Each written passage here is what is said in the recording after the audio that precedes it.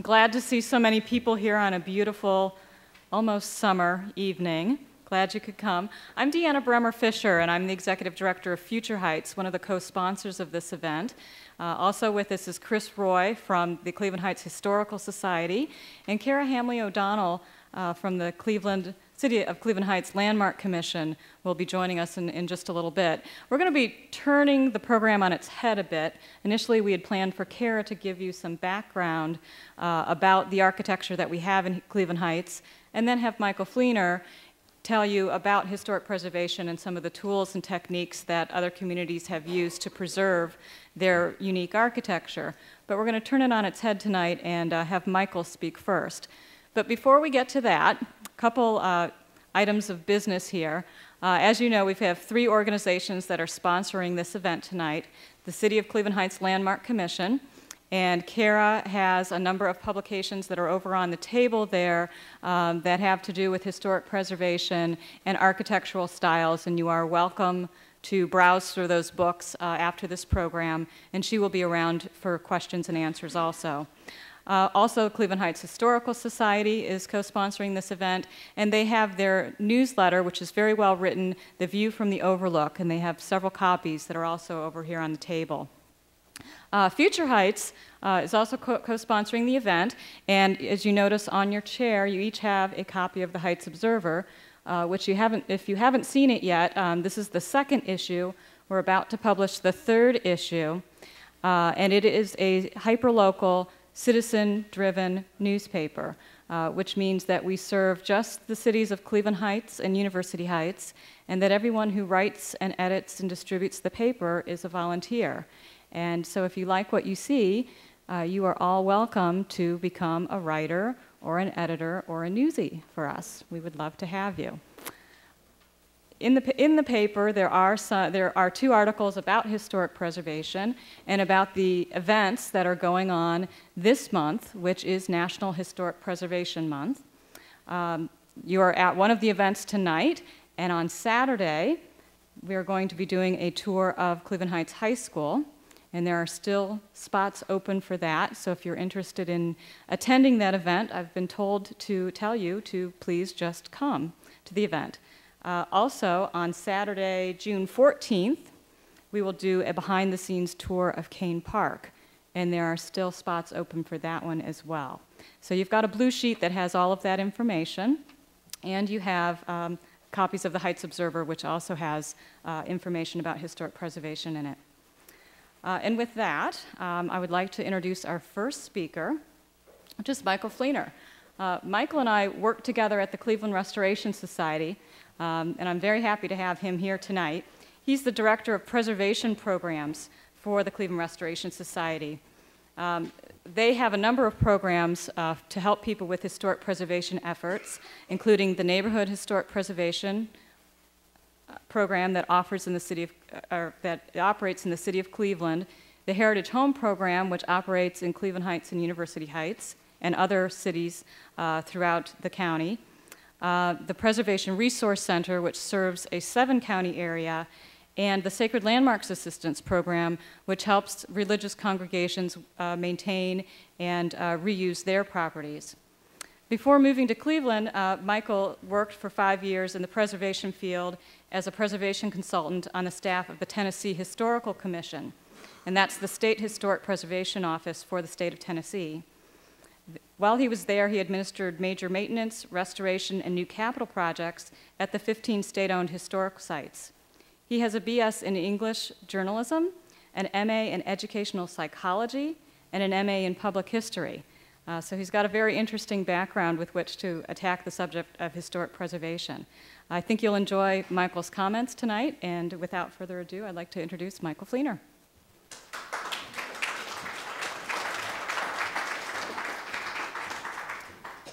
Thank you. It's good to be here. It's always good to be in Cleveland Heights, and as Deanna said, the Heritage Home program operates in Cleveland Heights, and it happens to be, and for several years has been, our most successful area in that we get more phone calls, sign more loans, and help more people in Cleveland Heights than any of the other 15 municipalities we work in. So you're an intimidating audience.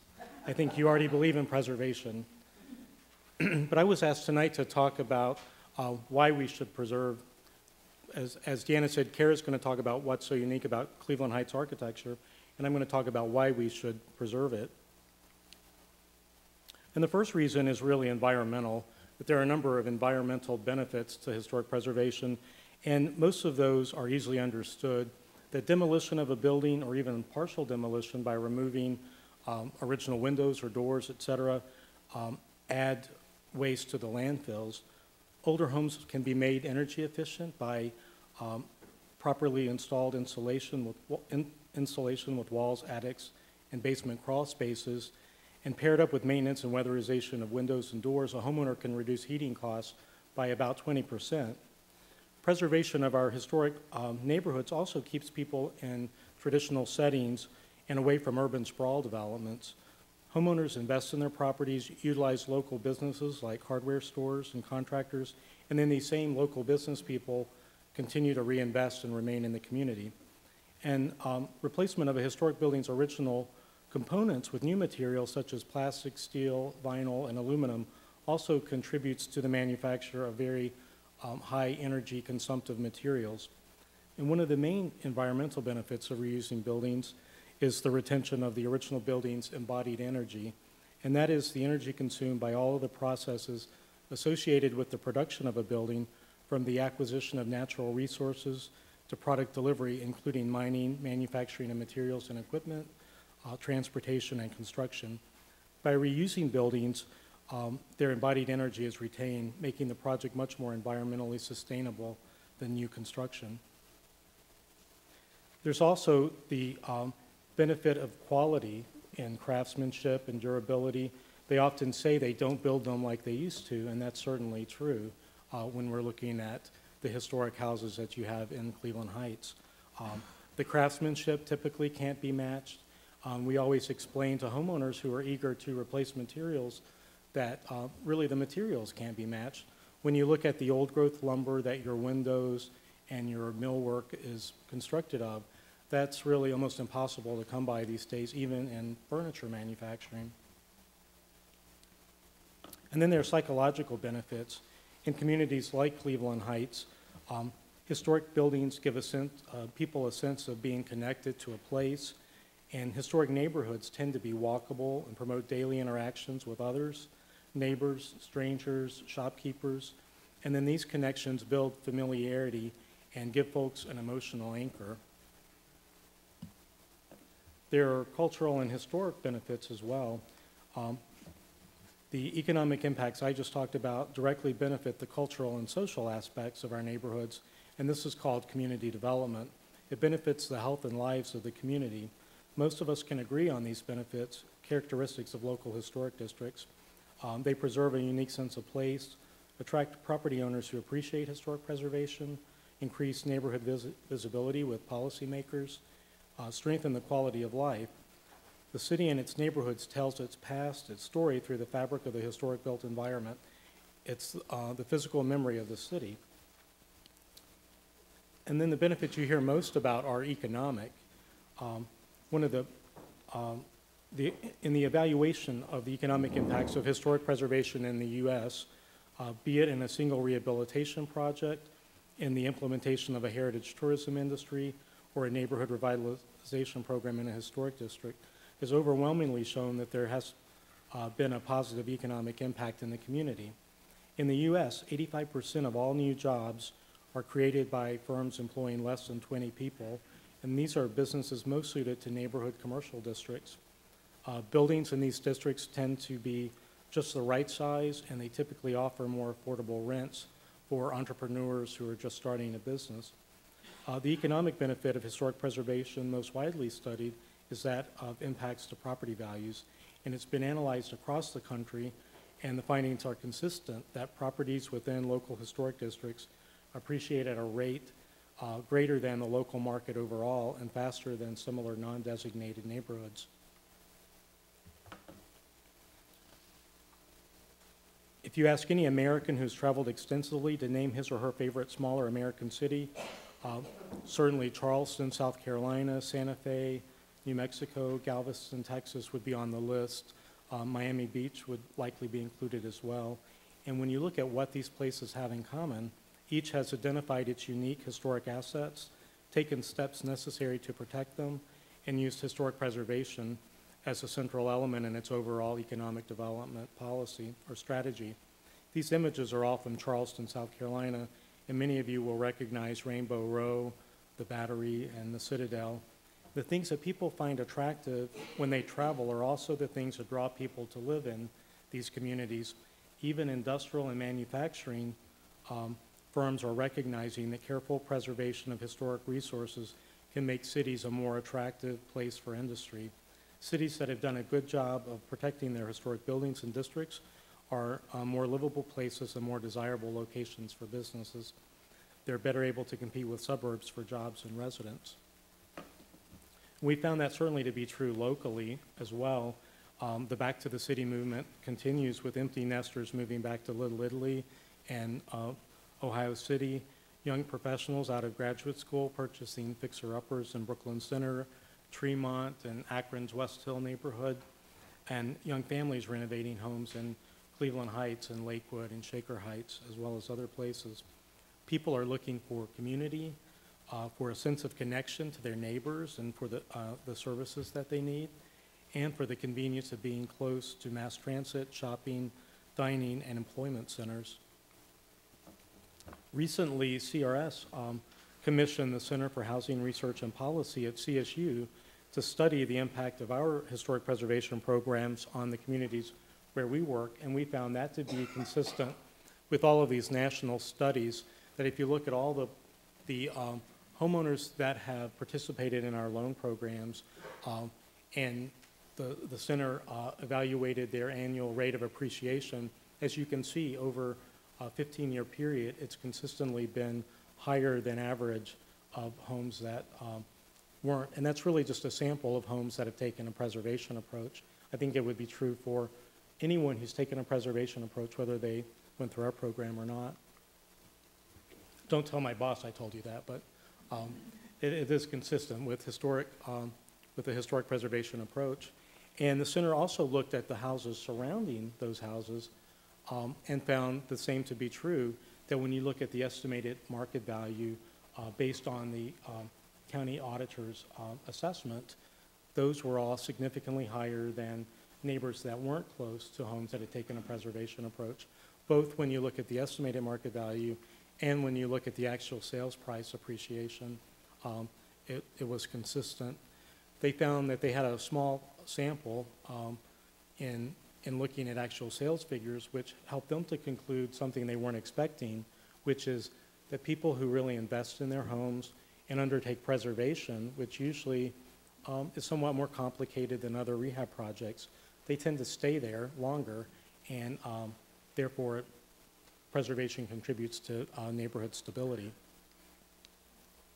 The other economic benefits are in jobs, in that if you look at new construction, the cost of labor and materials is split about 50-50, but in rehabilitation, the cost of labor is 2/3 of the total cost, and materials is 1/3.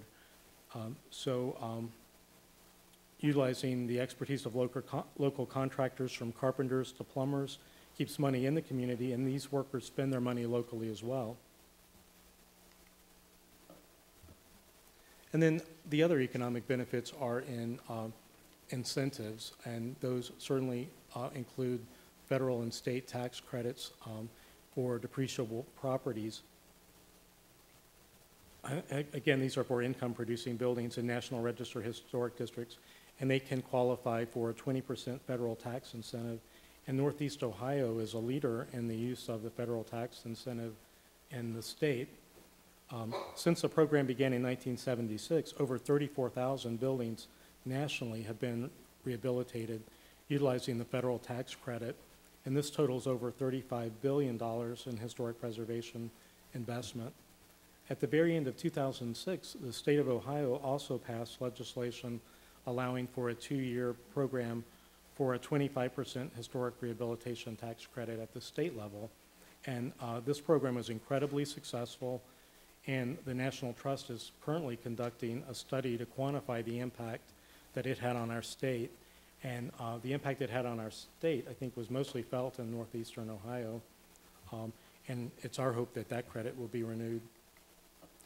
The other thing that I mentioned, as far as an economic incentive, is special programs geared toward the owners of historic homes. And one is our Heritage Home Program. We have a 3.5% interest rate, low interest loan. We give free technical assistance to homeowners looking to take a preservation approach. And like I said, Cleveland Heights has been for several years our most successful area for that program. And there are brochures I noticed on the bench as you enter if you're interested in more information about that program. So we've looked at why preserve our unique historic assets. I wanted to turn a little more to how do we preserve those assets and what are other communities doing. Many people may think that listing on the National Register of Historic Places provides the greatest protection, but actually the greatest protection is at the local level and begins by passing a historic preservation ordinance, which gives a local government the ability to designate individual landmarks as well as historic districts. Over 1,700 communities nationally have preservation ordinances, and Cleveland Heights has had one since 1973. And in that time, the city has designated more than 50 landmarks, which is certainly admirable. A preservation ordinance must promote a valid public purpose, must not be so restrictive as to deny a property owner all economic use of their property, must honor a citizen's right to due process, and must comply with relevant state laws.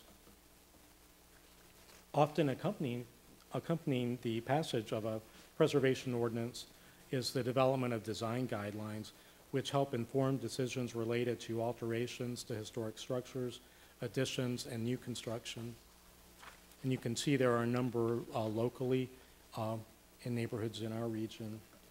Design guidelines typically cover the history and development of the district, describe the architectural styles and context, and offer advice on appropriate treatment options, as well as setback, massing, rhythm, and use of materials in additions and new construction. And just explaining a little bit again about the differences, the National Register of Historic Places is the official list of the nation's historic places worthy of preservation. And an example I'm using here for Cleveland Heights is the Euclid Golf Historic District at Fairmount Boulevard. Authorized under the National Historic Preservation Act of 1966, the National Register is a part of the national program to coordinate and support public and private efforts to identify, evaluate, and protect our historic and archaeological resources. And the National Register is administered by the National Park Service under the Secretary of the Interior. Properties listed on the National Register include district sites, buildings, structures, and objects that are significant in American history, architecture, archaeology, engineering, and culture. America's historic places embody our unique spirit, character, and identity, and represent important historical trends and events reflecting the lives of significant persons, illustrating distinctive architectural, engineering, and artistic design achievement, and imparting information about America's past. Historic places tell compelling stories of the nation, states, and communities throughout the country. But again, the greatest protection comes with local designation, as you have here in Cleveland Heights. And these are a number of locally designated structures. And I think it's really interesting that there's a real variety in Cleveland Heights with the cemetery, sacred landmarks, houses, the Muse, certainly hotels and commercial buildings, certainly a wide variety. Another type of overlay zoning is conservation districts. And this is an option beyond full historic designation. Conservation districts started out in low-income areas, and I think it has really expanded. They're often used by cities in areas that aren't low-income, and they're sometimes criticized as being preservation light. Conservation districts cover new construction, demolition, and then typically the addition of heatable space, like enclosure of a porch, the addition of a dormer, that sort of thing. I moved from Nashville, and these are structures in Nashville. The ones closest to me are new construction in the neighborhoods, and you can see sort of the historic context that they followed. I think it's successful there because there aren't a lot of historic neighborhoods, and people who move to historic neighborhoods tend to really appreciate them. They're there for a reason, and so there's less of an incentive to do vinyl siding and vinyl windows and that sort of thing. But in Nashville, there are conservation districts in very high-income neighborhoods as well as low-income neighborhoods. The creation of a historic district can be the catalyst for significant private investment as well. There's some myths about historic designation, one being that perhaps it would be a burden, especially to commercial property owners, and lower their property values. These photos are from the Lower Downtown Historic District in Denver, which have the tightest protections for historic buildings in the region, and yet this area is the hottest real estate market in town, and Lower Downtown was floundering before these restrictions were put in place.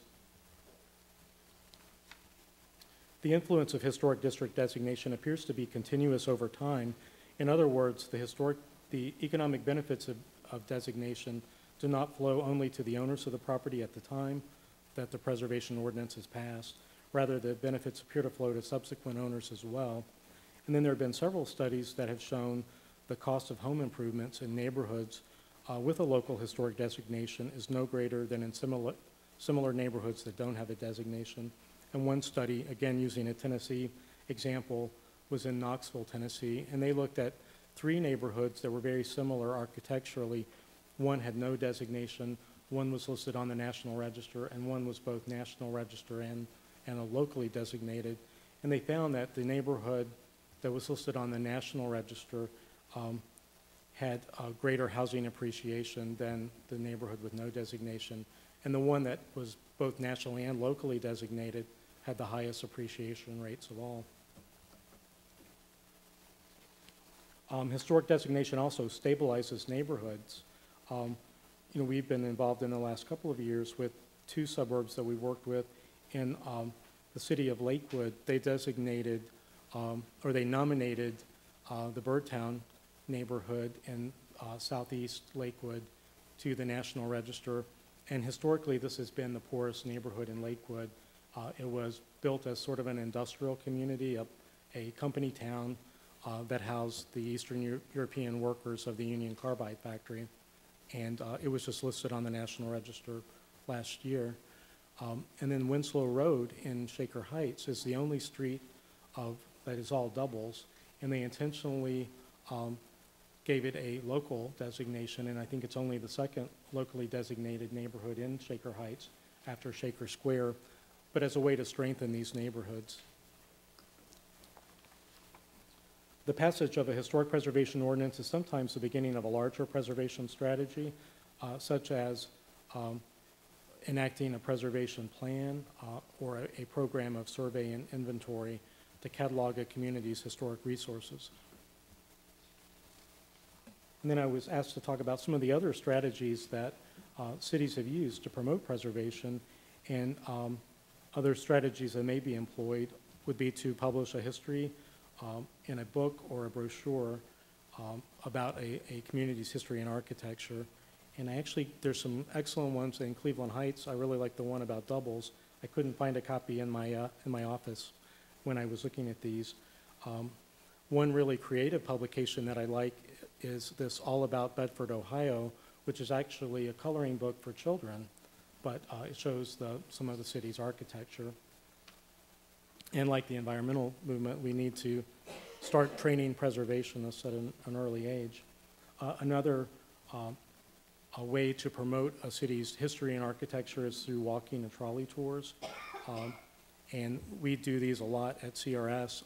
Sacred Landmark Snoops, we've done a number of brochures and tours. People are always interested to get inside a church that might not be of their denomination, to get inside someone's private home and appreciate the unique architecture that our communities have. Markers and plaques, and I know that Cleveland Heights has a plaque for your local your locally designated landmarks.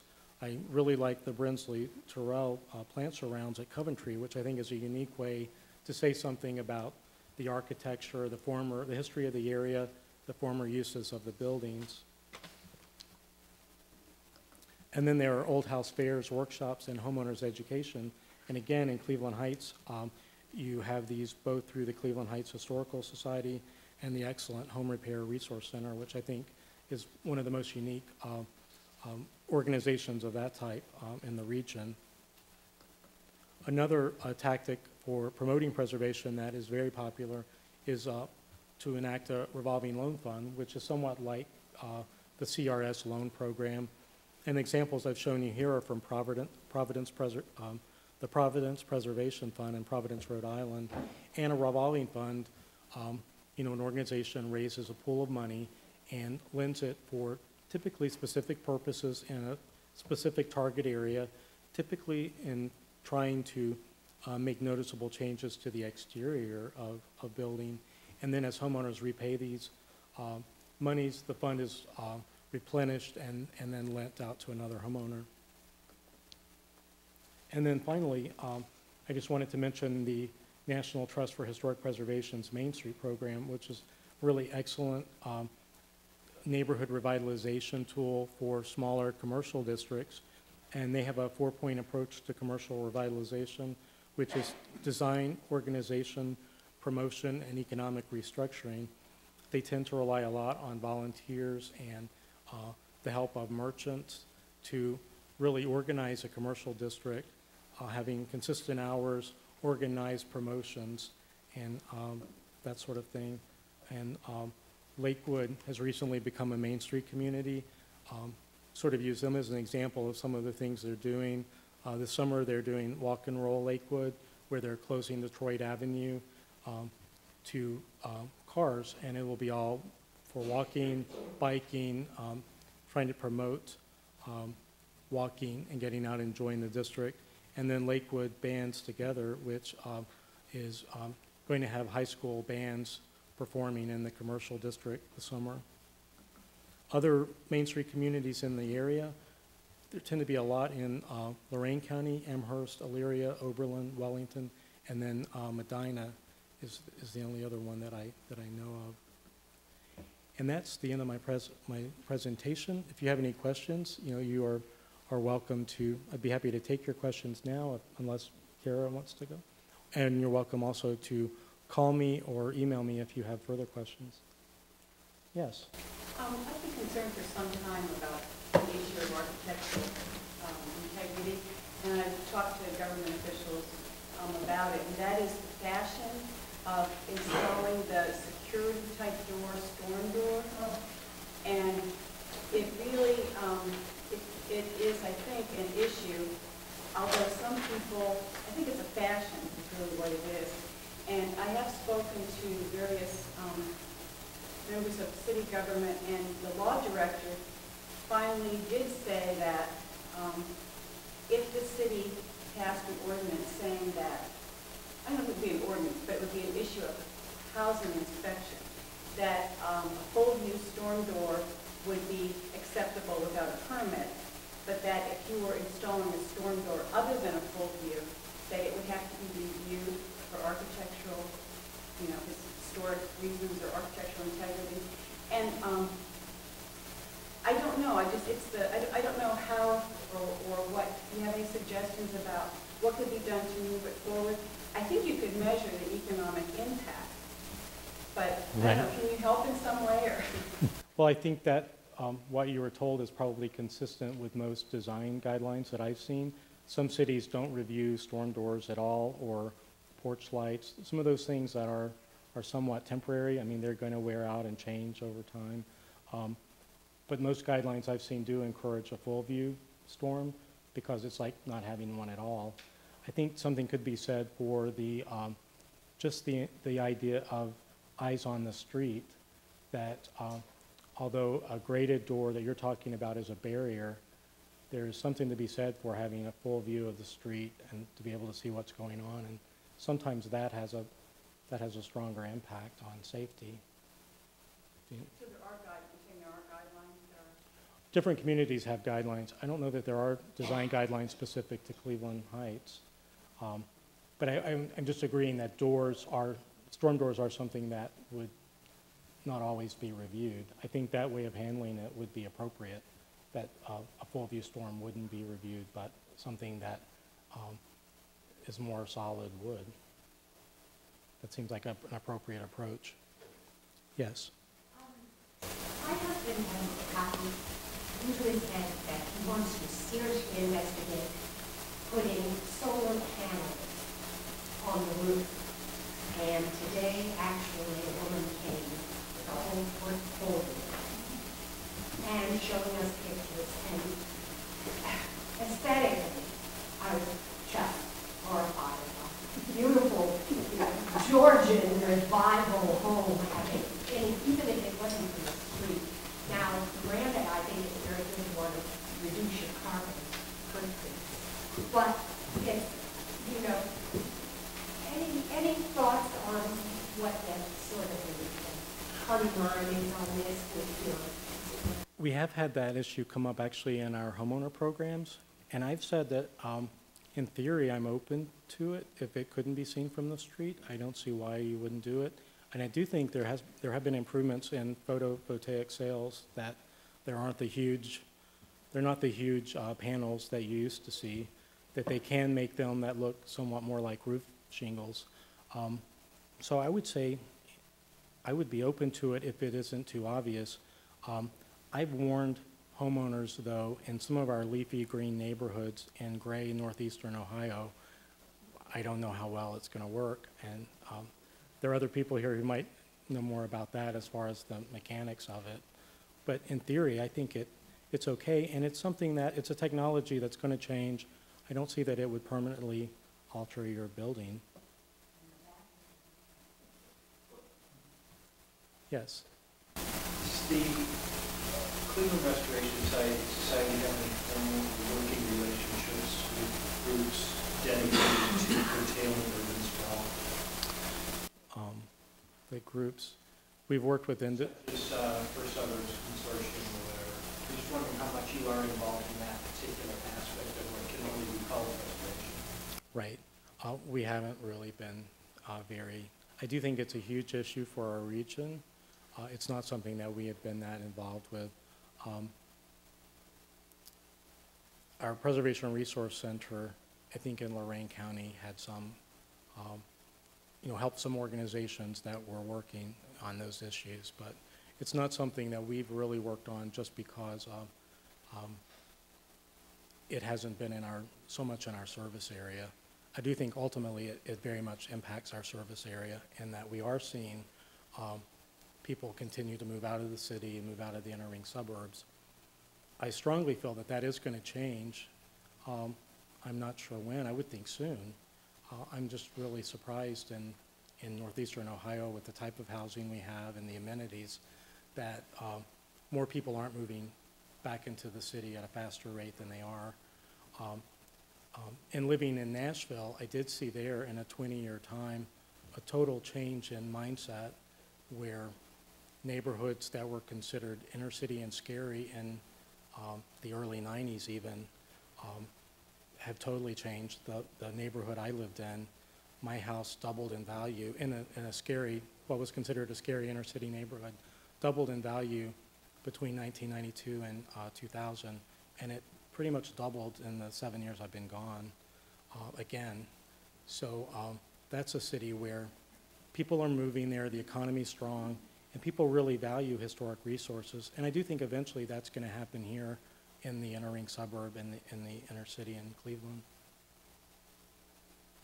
Comment and question, although just what you were saying reminded that with the media being so negative about neighborhoods like Slavic Village, that it scares people to want to live there, even though it's a vibrant community in a lot of ways. In fact, in your design guidelines, you had a series of brochures that first set, and I didn't know whether Slavic Village was included in those, but I think they have Right, that's a very strong community development corporation. I'm sure they have design guidelines for new construction. The ones I showed were actually from Milwaukee, but they were thematic, and because Milwaukee has a lot of architecture like Slavic Village, built by specific ethnic groups, that have influenced the architecture.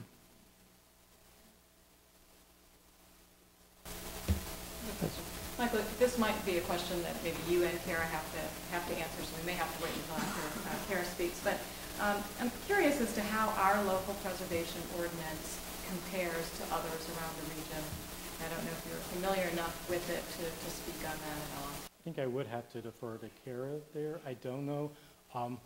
I helped Lakewood a little bit in developing their ordinance, and I know they got a lot of input from Kara and from the city of Shaker Heights, and we're trying to model theirs after those.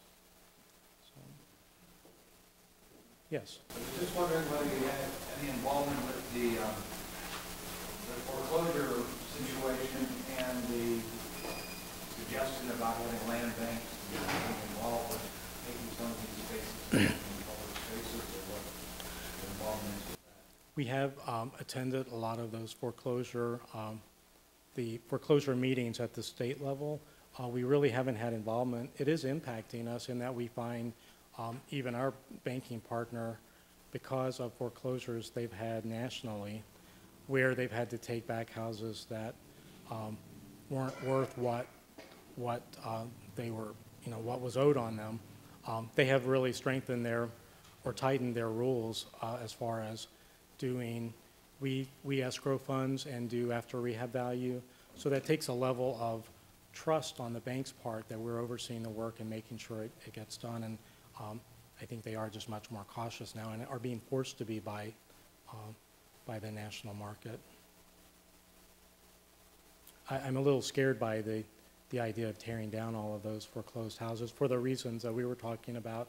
People are going to be moving back into Slavic Village and all of the closer in neighborhoods, and if they're really pockmarked with vacant lots everywhere, I think it's going to really hurt.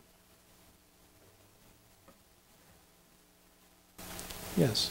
What's the relationship in those cities that have things changing preservation and public schools in the rate of change? I mean, the reputation of the public school, or how have they influenced each other?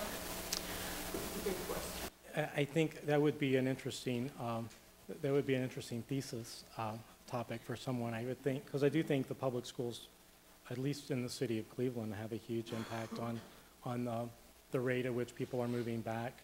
I gave Nashville as an example of a city that I had seen really turn around. They really started with a lot of magnet schools, so people would compete to send their children to some schools in the worst neighborhoods because they were the absolute best schools, and that's still true. I think that helped them significantly. I don't know how true that is in other cities, like Washington, D.C., and some other cities. I think it's really driven by their regional economy and what the industries are that are moving in that area. Yes? Just a comment or two about that storm door issue, screen door issue, which has been managed at City Council meetings. I can certainly appreciate the not wanting real security doors that bad image for neighborhoods, the house after house and all that. Except some of them look kind of like Spanish or French Mediterranean houses, which had doors like that and you can usually tell the difference between cheaper materials. However, if you're going to advocate full view storm doors, then we're getting into preservation issues again, because the legal purists about preservation, restoration, will not want a door like that if it's not anything like the wood done in the 1910s or 20s or 30s. It's the wrong material, it's the wrong look, and you'll want instead one of the styles that was popular then, with the multi-panes or the two light screen doors, or something that's different than that, probably wood too, not aluminum or iron. So you're running into other issues that you're going to proposing, full view all over. Well, at CRS, we tend to kind of strongly use the term rehabilitation because it's really more what we do. We don't do restoration. It's what most homeowners And the term rehabilitation, as opposed to restoration, preservation, is that you preserve the character defining features, but you make the house livable for today. And, you know, folks want a modern kitchen, modern heating and air conditioning, and I think a storm door is, if it doesn't detract from the appearance, I don't see that there's anything wrong with a full view storm door where you can still see the historic door and appreciate it. I have a house that's 1893, and the former owners were very careful to do interior storms because they were being really purist. And I see my historic windows have, you know, kind of borne the brunt of the weather then because of that.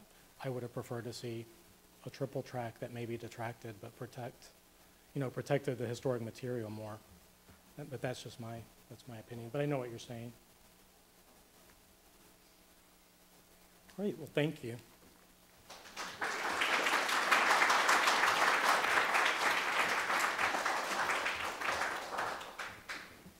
Thank you, Michael. I know that, that you may not be able to stay till the end, but Michael is available. His contact information is here. You can also call the City of Cleveland Heights, CARA, Hamley O'Donnell's office, or Future Heights, or the Cleveland Heights Historical Society, and we'd be happy to get you in contact with Michael.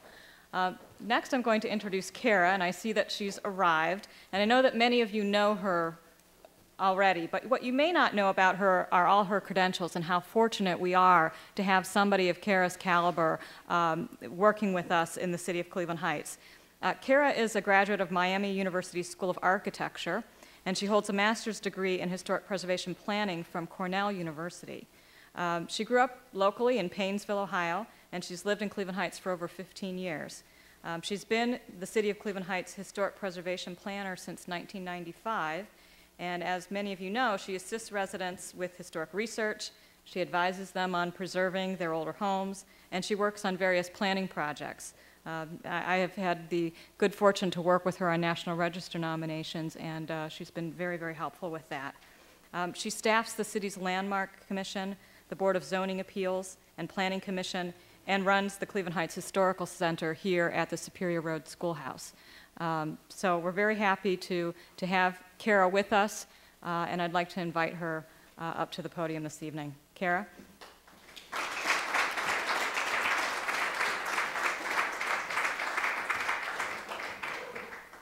Thank you. You're going to have to give me 2 minutes to get my presentation onto the computer. Deanna, did you want to point out that we have these? I put these on the Michael mentioned those. They're by the front right now. Sure. These are the brochures that CARA's office have produced, and perhaps many of you have seen them, but this is the one on doubles that Michael mentioned. We've got many doubles here in Cleveland Heights because we were a streetcar suburb. It was something that was very popular to build near the streetcar lines. So CARA's done a brochure on that. This one is the grand apartments of Cleveland Heights, another grand feature of our suburb. This is an oldie but a goodie, the Euclid Golf neighborhood, my neighborhood in Euclid Golf, and so that one, we still have a few copies of that. And the brochure that is on bungalow architecture, which is another unique feature that we have many of in Cleveland Heights. So these are all in the back there, CARA? Yeah, I put them on the little bench Great. inside the front door, so please help yourself to those on the way out. Fantastic. Okay.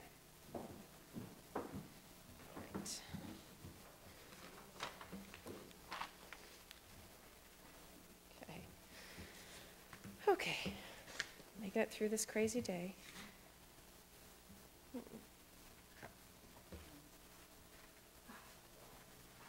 have to do it without notes. Okay.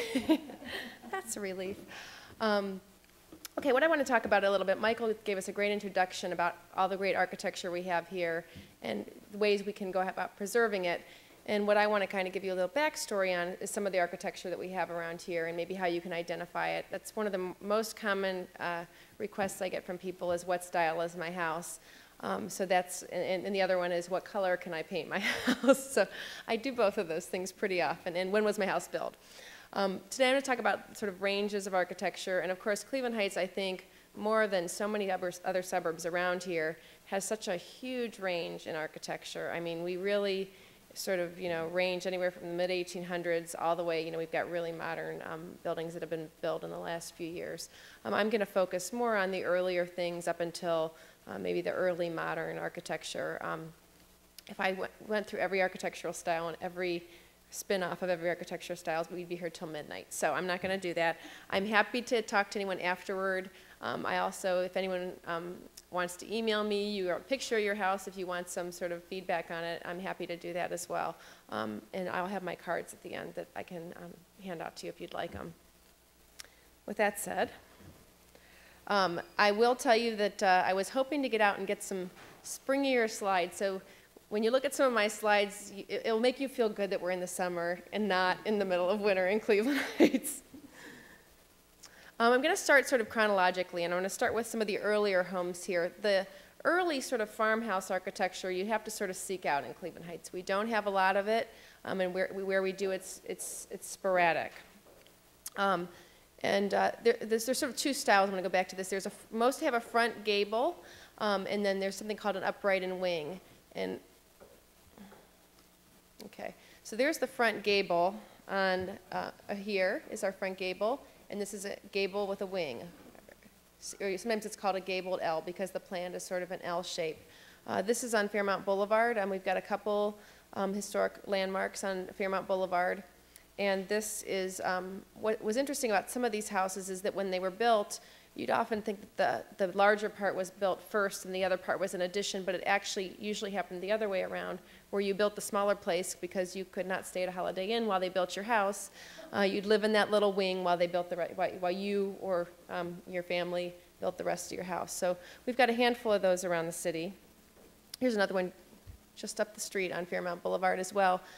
Ken was mentioning the storm doors, the sort of historically appropriate storm doors. You see this house has some Victorian elements at the gable. It's sort of a mishmash of Victorian, and you've got these sort of more formal colonial shutters, but you'll see the storm door here is very appropriate to this age of the house. The next style would be the Queen Anne style, and where if you drove to Chagrin Falls, these are a dime a dozen. We don't have a lot here in Cleveland Heights, and those range around the turn of the century. Here's one that unfortunately doesn't exist anymore, but quite a high-style example. This was the Dean Dairy, which sat around where the U-Haul is on Mayfield Road now. People who have lived in the Heights a long time remember the Dean Dairy very fondly. And apparently Orville Dean, who was the founder of the dairy, was what they called an amateur carpenter, but I would hazard a guess he was a little bit more than an amateur doing this kind of work. And what you can see in a Queen Anne style is you get a lot, that's not the laser, hold on, okay. You get a lot of detailing, a lot of different materials. You get different kinds of shingles. You get this is sort of an East Lake detailing at the top. Very intricate posts. That was a very American example of getting very, very detailed with the posts there. And you can see back here, this had a great old barn, and there's a little boy on the bike. I love that picture. This is one just around the corner from here on Hampshire Road near Coventry. And this was just an award winner of a Community Improvement Award a few years ago. And this owner has made some attempt to kind of go with those Victorian colors of going with kind of playing up the different materials. You think about the Painted Ladies in San Francisco. This is sort of Cleveland Heights version. And the idea with all these materials were that each material would have its own color. You see this is sort of a wavy shingle up here, so that's one color. You've got the clapboard, which is another color, and they really have just played up all the different surfaces, which was the idea of the Victorian, to kind of be very playful, put a lot of detail into everything. A bay window like this was a very common example. Here's another one. That's around the Coventry area too, I believe. Somerton? No, Hampshire? Radnor, one of those, yeah. Over here. And this is, again, you see the turret, which is this sort of tower at the corner, is a very, very common element. You see these very detailed brackets. You see a little bay window. You've got this great, very playful thing up in the attic. I'd love to get inside that attic of that house. And here's another one. Again, most of these, for anyone who knows the history of Cleveland Heights, the two oldest neighborhoods in Cleveland Heights are the Grandview, Belfield streets, and then this area right over here, which is called Mayfield Heights, Hampshire, Somerton, Radnor, Middlehurst. And so you find these earliest examples in those two neighborhoods. Not really, there may be one or two others scattered elsewhere, but that's where you're going to find those examples.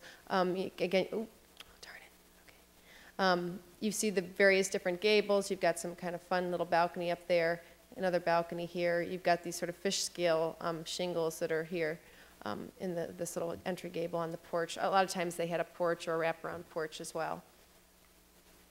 Colonial Revival. Odds are, if you've read the real estate listings, I think many times our realtors call anything Colonial Revival, whether it is or not. It's sort of a safe catch-all. But also, it is sort of one of the more prevalent styles in Cleveland Heights. And one of the things I could say about every architectural style in Cleveland Heights is there's very, very few pure examples of everything.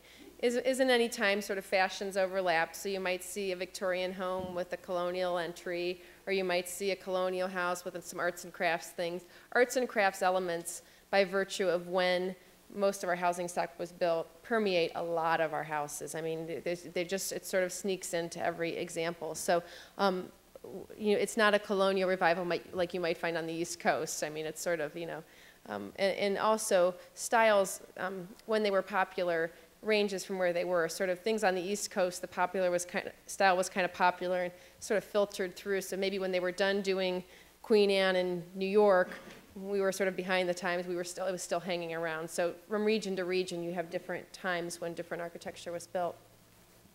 And this is a stretch on Cedar Road of Colonial Revival.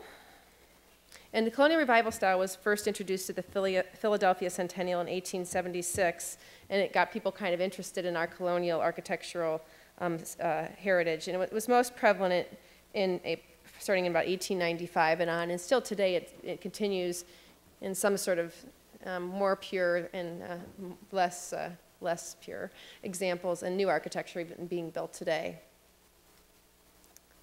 Some of the detailing is what I like to point out in this, because when you look at a house, the form may be a little tricky, but then you can kind of zoom in on the details, and that's kind of where you can kind of figure out the style is by looking at the details. Even something as simple as the foundation. If you see a sandstone foundation, it's likely that house is pre-1910, about pre-1910, maybe 1915. Earlier than that, there were quarries around Cleveland Heights. Sandstone was easy to come by. It was a popular material. I mean, you'll see some houses over here in at Grandview Belfield where there's sandstone foundations that are 6 feet long pieces of sandstone. I mean, they're unbelievable. But then in the teens and 20s, brick became a much easier material to work with, and so the newer houses have that. These are some colonial details. This is a house over on Kenilworth. You see this pediment here.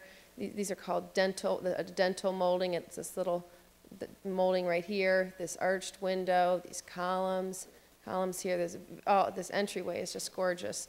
This is all a very sort of high style colonial. We don't have a lot with that kind of detailing. Here's one, I don't even remember where this one was, but this is, again, you see the same sort of thing. This is what's called a broken pediment because it doesn't go through all the way. And these are sort of these very skinny columns. There's always something in some of that. Here's some of that big sandstone foundation you see. This here is sort of a scrolled pediment, some sort of colonial revival type detailing.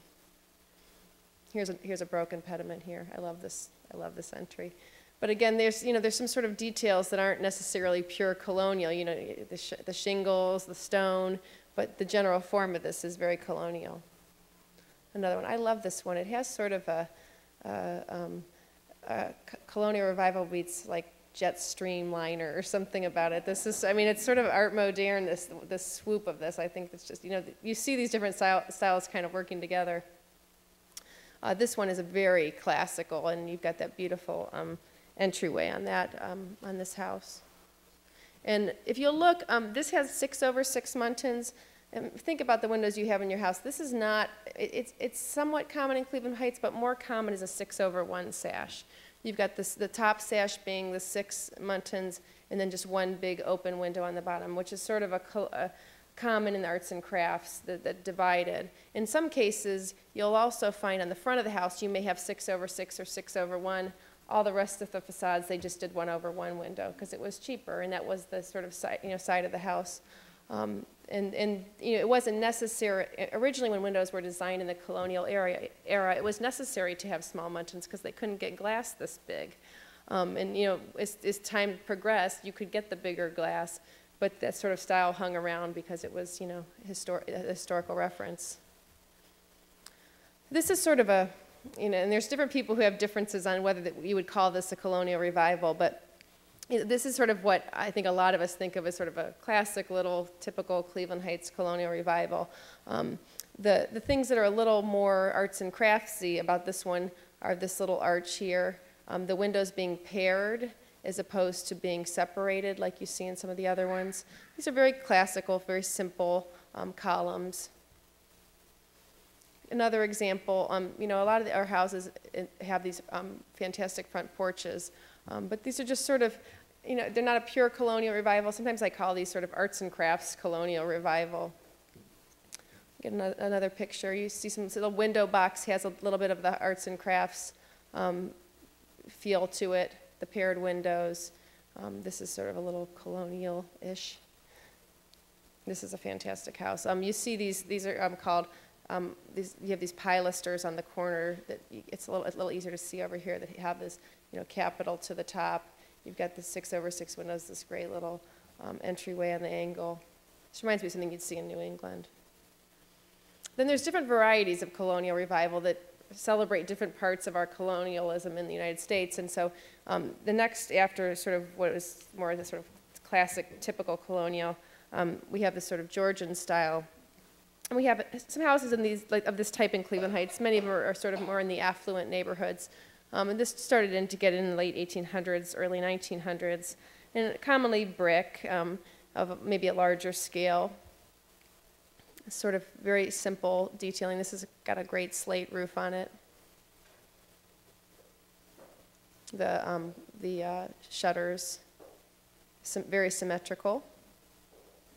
These are some old pictures from the Euclid Golf neighborhood. So this would have been not too long after this house was constructed. You see the parapet that comes up. You know, the roof kind of dies into it, and you don't see that too often around here, but that's a very classical design. Here's yet another one. Again, this is in the Euclid Golf neighborhood. Then we have something that kind of falls into the classic revival or neo-colonial style, it's often referred to, and this is around the turn of the century. And this was first prominently featured at the Chicago World's Fair in 1893. And the sort of easy way to decide if something's classical revival or neoclassical is to look for giant columns, two-story columns. That's one of the easier ones to picture. This is a house on Kenilworth. I love this picture because we've got the sort of turn of the century picture of it and then what it looks like today. And that's a house that someone relatively recently has put a lot of effort into restoring. Isn't that the one that's made as a model to Monticello? You know, I don't know the backstory on that one. It's very classical though. It's one of the earlier houses in that neighborhood. I think this picture is right from around 1900. You know, this sort of picture 100 years ago what Cleveland Heights was like. You know, this horse and carriage. It's sort of funny to me to picture it being like that. Here's another one. This I think is in the Shaker Heights section of Cleveland Heights, Exeter, or one of those streets over there. Very, you know, you've got this. Oh, is it? This is, Right. That neighborhood was called? She said Exeter, and I know it's not Arlington. Arlington. Ken would know. You have this sort of Palladian window, very, very detailed molding here. Here, this fantastic giant columns. It's so linear, just a really, you know, and oftentimes, as you may see, a lot of these times these are painted white. But again, you see a lot of that same detailing on this house. And then we have sort of the opposite extreme of that. We have this sort of Cape Cod. We don't have a lot of those in Cleveland Heights. You know, you go into a South Euclid or something, and these are, you know, all over the place. But they're a little bit on the late edge of building into the 30s and the 40s when Cleveland Heights, for the most part, our population was pretty much established in 1930. Cleveland Heights in 1910 had a population of about 5,000 people. In 1920, it had a population of 15,000 people. And in 1930, it had a population of 50,000 people. So which is about what we have today. So you can kind of see, by about 1930, the Depression hit, most of our construction was completed. And then we were pretty much full, and so then you get the South Euclids in the areas sort of a little bit further out that were experiencing their boom because we had sort of built out, and just as you sort of see things go out, you see different styles be popular in different areas. Another style is that falls under the colonial revival style was the Spanish revival or the mission revival style. And that's most often characterized by stucco, a tile roof, kind of low lines. Again, this is one of those, if it's still got the clay tile roof, it's a little bit of a dead giveaway sometimes. Unfortunately, these roofs kind of go. This house here, just I think a few years ago, had the original tile roof removed, and this is on Euclid Heights Boulevard. Right, the red sort of gives you that same flavor from a distance, but I was sad to see that original tile roof go. The next is the sort of French colonial or the French Norman style. You can see from the time range, this is sort of getting towards the end of Cleveland Heights development, and there aren't a ton of examples of this, but we have some really good ones that we do have. This is on Fairmount, right near Coventry. I've always loved this house. And you see, with the sort of things to look for in the French is this roof line that does this. Sometimes it sort of flares out at the bottom like that. And oftentimes it has this sort of coining, and I have a better picture of a different house that kind of accentuates the corners. Most of the Forest Hill development that was the early Forest Hill development, I shouldn't say most of it, all of it, John D. Rockefeller's plan to build the Forest Hill neighborhood started in 1929, which was not an ideal time to start development. And so he kind of got going gangbusters. The Depression hit, and that kind of killed that development.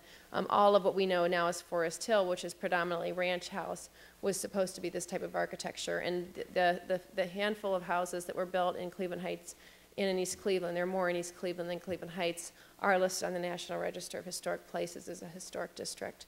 And this is sort of a typical style. It was meant to be for middle-class people, so you have several different styles, but there's also repeats. There were 6 different models, and you sort of chose. What's interesting about his idea was that the garages were attached and behind, so you don't really see the garages on these. And again, you see that same sort of really steeply pitched roof line.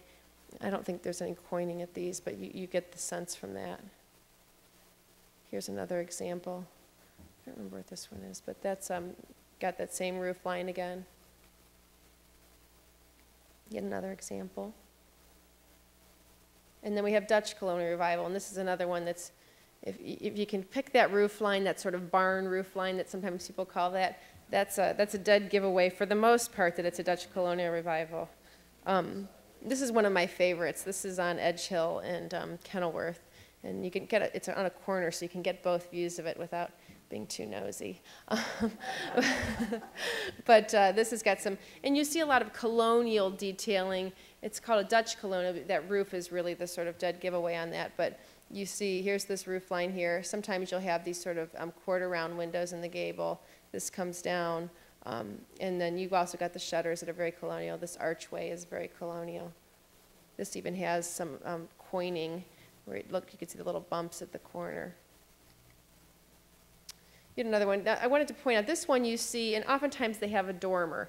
In order to, if you didn't put the dormer in, you wouldn't have any windows on your second floor. I mean, in this case, there's 3 floors. There's 2 whole floors underneath this roof. But here you see. You got this dormer that kind of pops up, but you still got this solid roof line. In this example, it's the same kind of thing. You see you've got this roof line, and then you've got a substantial amount of space here, and then you've got this dormer that really, in effect, makes it a 2-story building. Then you've got this type, which Ken Goldberg pointed out to me, which I thought I'd never noticed before, which basically is a colonial building, and they've just added this little strip here.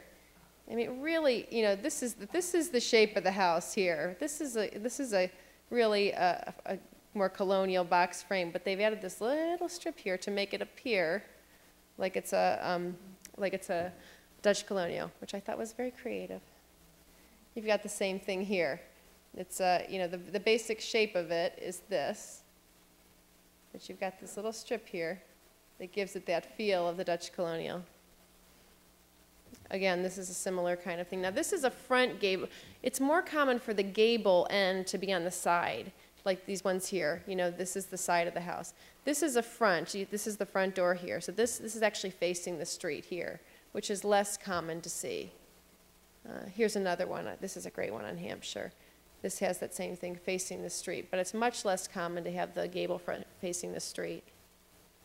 And this is one that's just sort of a really fancy colonial. I think this is on Wilton or Radnor.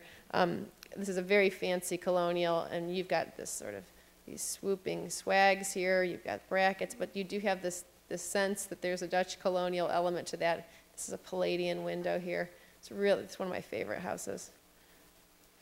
And then we have what's a garrison colonial, which you see scattered throughout Cleveland Heights. It's a later style, starting not until the mid-30s. And what that is, what you kind of look for in the garrison colonial is the second floor overhanging the first floor. This is a very, you know, neat, simple design, you know, and you'll see this in certain areas, sort of further outlying where houses were being built in the 30s. You'll see a lot more like this. You see a lot of this in University Heights as well. Here's another slightly different style with the stone on the first floor. But this appears to have slate roof, so you know it was using very nice materials. Then the Tudor revival, and in Cleveland Heights we have a lot of Tudor revival. The range I think is what's so interesting about the Tudor revival. You have everything from a very simple kind of almost like a Tudor bungalow up to the high-end Fairmount Boulevard. This is over in I think the Euclid Golf neighborhood. I just love this wintry picture. It just sort of looks eerie. But look at this detailing around the door. I mean, this really looks like it's somewhere in England or something, I think. And if you look in the windows, it's got this, having the leaded glass windows was very common. And if you look here, they even have the inset. It looks like a shield, which was very typical, very high style in the Tudor revival style. Again, looking at the details, this very interesting door. You've got the stonework and a little bit of half timbering here, which is sort of one of those common things you see. This is one of those great landmark properties that I think everybody drives by at least a couple times a week. And you see the combination of the stucco, the half timbering. Is it backwards? Yeah. How did that happen? That's weird. Yeah, it's not a slide, though. I'll have to figure out how to reverse that one. And this is sort of the opposite extreme. This is sort of you see these all over Cleveland Heights. It's sort of almost like a cottage Tudor revival. And you see, this very steeply sloped roof. You'll see, sometimes often, the high style examples, you'll see stone, you'll see stucco. In the sort of, more modest examples, you'll see shingle, you'll see clapboard.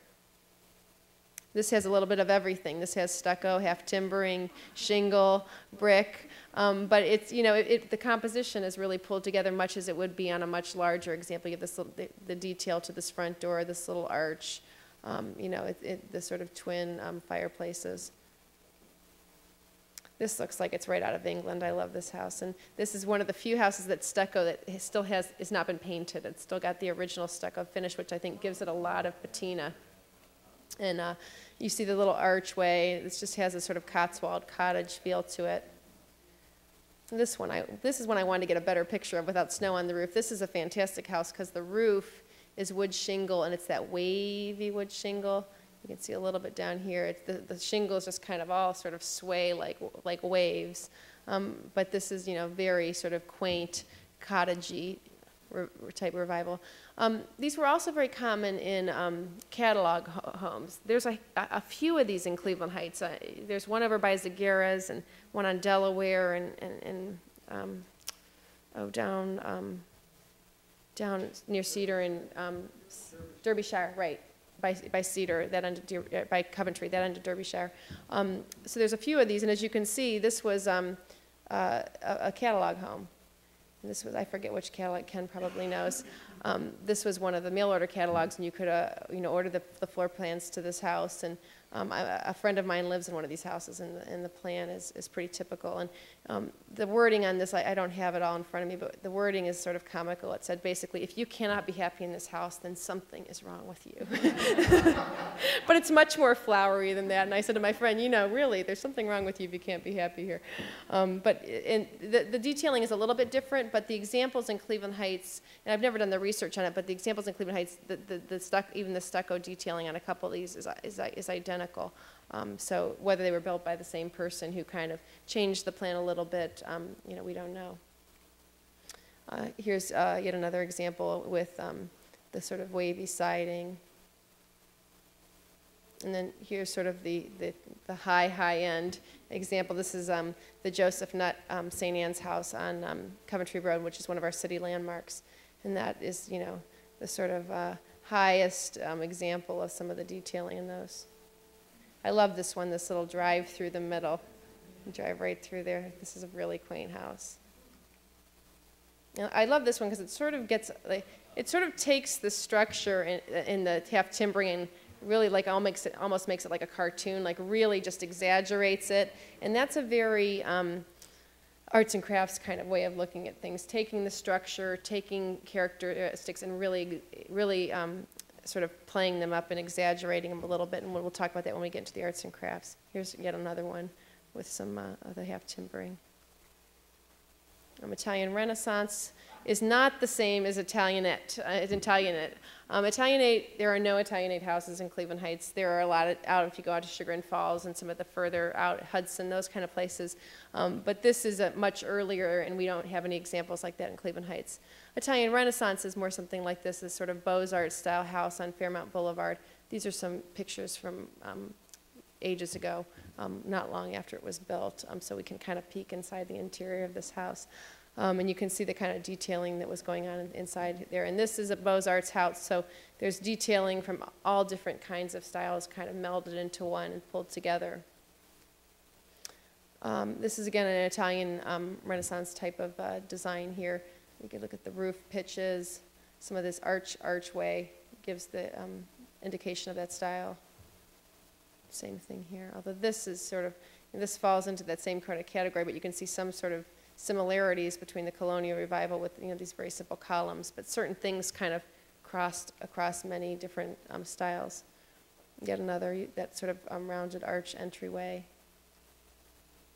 Now here's one of my favorite styles, and one we have tons of here in Cleveland Heights. And I talked about sort of playing up the architecture, playing up the structure was a huge thing with the arts and crafts. And so you have columns that sometimes look like they would hold up a 50-story building. I mean, these just massive kind of, and that's very arts and crafts. This is kind of a blurry shot, but I love these columns.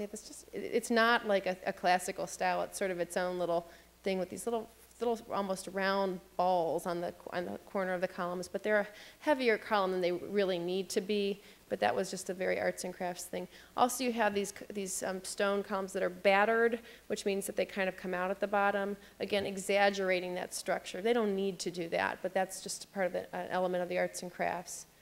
Another element of the arts and crafts is I mean, the column here is almost like a colonial column, a more classical column, but then this to look like a pergola. You've got these little things here. You know, you looked in some of those colonial examples, you'd have the arch, you'd have this pediment, but in the arts and crafts, they really, oftentimes it'll look like a pergola, even if it's not. They exaggerate the beams and the posts and all of that. And then also, I mean, look at this tile work. I mean, that is just really gorgeous. That's on Edge Hill. Again, you see here, you've got this, we've seen this shape sort of in the more classical design, but then this, you know, putting these little rafter tails on it, playing up these little kind of things to make it look like a pergola is very arts and crafts. A similar thing here. And sometimes they're just sort of funny. I mean, they're one of a kind. You sort of can picture this carpenter like, okay, how am I going to do this? And just kind of mixing a couple styles together. You know, you got this sort of, in this case, you've got this sort of archway. You've got these little rafter tails hanging out here. These are called rafter tails or rafter tail ends, and having those exposed was a very arts and crafts element. You know, window boxes were a big arts and crafts element. You see here again, this looks like a pergola entry. You've got these little kind of waves here. All of that kind of pulls together to give us the feel of the arts and crafts. Another time, again, you see the rafter tails. The mix of different materials, too, the stone, the stucco, the shingles, all of that pulled together, open porches and open balconies, very arts and crafts. This is a great house, too. I mean, just playing with the materials, kind of having things bounce out, move forward, the big sandstone here, the shingles, the sort of arches. That's a very unique house. This is one over in the Chestnut Hills neighborhood that I love this picture. It just looks so beautiful with those this sort of long sweeping plants. And the idea with the arts and crafts too was to integrate nature in the architecture. And so you have oftentimes porches, window boxes, that kind of things to kind of blur the line between the inside and the outside. And then one of the things, I think Cleveland Heights has more arts and crafts bungalows than I think just about any place around greater Cleveland. And this is one of my favorites. You see the stone, the sort of open beams along here. You know, a bungalow basically is a house that's 1 story or 1.5 stories. And by 1.5 stories, I mean there's a usable second floor, but it's not, you know, parts of it may be cut down because of the way the roof line goes. Here's yet another one. A lot of open porches, a lot of big porches. This is a common arts and crafts where you have this sort of heavy column at the bottom, and then there's something smaller that sort of sits on top of it. This is sort of a bungalow on steroids. I don't know that we could really call it a bungalow, but I just think it's such a neat house. It's sort of like a wedding cake. It kind of keeps going up with these different porches and openings, but you know, this really technically wouldn't be called a bungalow because there's really 2.5 stories here, but these low sweeping roofs are a very bungalow element. This is it has some sort of little Cotswold cottage-y kind of Tudor revival detailing. And the thing with bungalows is you can have a colonial bungalow or a Tudor bungalow. And then we have the Prairie, which we don't have a ton of in Cleveland Heights, and that was sort of influenced by Frank Lloyd Wright and his styles further out into the Midwest than where we are. And again, you see the horizontal line is really important in the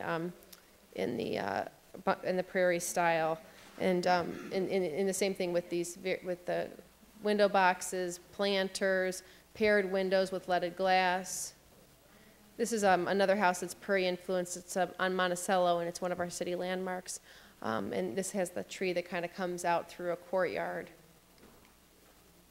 And this is one on Euclid Heights Boulevard that has, so again, these sort of horizontal lines. If you look here, that's a very Frank Lloyd Wright influenced here. And the dormers that are sort of have almost like a pyramidal roof is a very Prairie element. These are some newer Prairie buildings from the 60s in the Coventry neighborhood. This is a Prairie influenced apartment building on Overlook. And we have a couple. We have American Foursquare, which is sort of the idea that it's a sort of a square facade. Most often has a roof that's pyramidal looking, and it's not called a Foursquare because there's 1, 2, 3, 4. It's called a Foursquare because in plan there's 1, 2, 3, 4 rooms, and stacked with 4 rooms on top. We don't have a lot of pure American Foursquare. And then we have the ranches that come in the 50s and 60s. They are scattered throughout the cities, but they're very predominant in the Forest Hill neighborhood. And Forest Hill really made a point of them being sort of high-end. You know, you've got the slate roofs, you've got the tile roofs, stone, wood. When the Rockefeller development kind of fell apart, the people that did take it over made sure that the materials were of high quality. And some of those are influenced by colonial. You know, you've got a little bit of a colonial feel to that one. They all have a little bit of a different element. All 1 story or 1.5 story, kind of low slung. And then modern, I'm thinking of modern, not necessarily modern like things that are built, you know, in the last 20 years, but this was built in the 30s. This property is on the National Register of Historic Places. I've generally found that people either love it or hate it. There's nobody who's wishy-washy about it, but I have been inside it, and it is very, very unique, and the feel of all that glass block is really, really interesting. And the architect, his idea was to design this for something that would be mass-produced. As far as I know, it wasn't mass-produced, but he built it for his family. And it was said to be one of the few first houses to use fluorescent lighting. And then we have a couple types of architecture that kind of meld different elements. We've got our two-family houses that can have colonial, they can have Tudor revival, they can have a little of everything thrown in. This type is called the Cleveland Double because it's so prominent in Cleveland. The state refers to it as that. And we've got all our apartment buildings, which again, you've got apartment buildings that are, this is over in Superior Park, very Tudor feeling. You've got kind of arts and crafts, kind of solid feeling brick in the Coventry neighborhood. This is an Art Deco one, which is one of our city landmarks over at the Cedar Fairmount area. These are kind of twin buildings over on Hampshire, on Lower Hampshire, that have some really kind of almost Art Deco, arts and crafts elements. This is very typical to have this sort of simple tile pent roof just on the front. Then I like to refer, these are always fun ones, what I call the identity crisis. We got a little of everything thrown into these. These are when you look at your house and someone says, what style is this? I said, what style isn't it? You got a little bit of arts and crafts, you got colonial, you got arts and crafts, and you got a little bit of Italian Renaissance with that, those top windows. This one's got sort of the Italian Revival brackets and arts and crafts pergola entry. This is one of my favorites because I just think it's such a strange mixture of styles. This is on Coventry, kind of just north of St. Anne's. It's a little hard to tell because I keep wishing they'd come to me and ask for paint colors because I think I would have a blast. But this, you can see here, there's half timbering here. This kind of is almost like angles out like in an arts and crafts way. And then it has these giant colonial columns right here. I mean, it's just really such a strange house, but it's sort of fun in its quirkiness. And then this is one that was sort of altered, but it's sort of got colonial, it's sort of a Art Decoized colonial revival. I think this is over on Scarborough. And same thing here. I mean, this has got a little bit of everything going on it. But it, you know, and there's nothing wrong with it. I mean, it makes it, you know, that's, you know, you had these builders and architects kind of, you know, throwing things together and having fun with the styles, not trying to be too purist about it. And it's a lovely house, but you know, it's just got a little bit of everything in it, which I love this house. And that's the end. I think I should just do a presentation on funny architectural stuff.